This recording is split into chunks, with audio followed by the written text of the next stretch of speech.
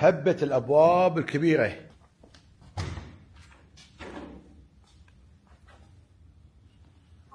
أصبح في إمكان عنده كل الإمكانيات في مصانعه ومعارضه في شويخ ينفذ لكم هذه البيبان داخل الكويت.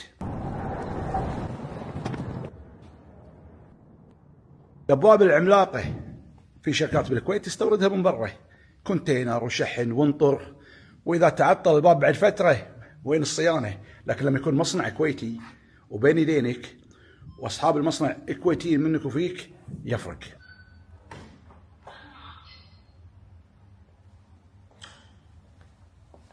عليكم انكم تدققون تسالون اصحاب الخبره قبل لا تركب الومنيوم، ولا تسترخص، خصوصا البيت اللي فيه شبابيك كبار. انتبهوا انتبهوا انتبهوا حتى ما يدش لكم ازعاج من برا، ولا تدش مياه الامطار ويصير تسرب مياه على الاطوف ويخرب عليكم البيت.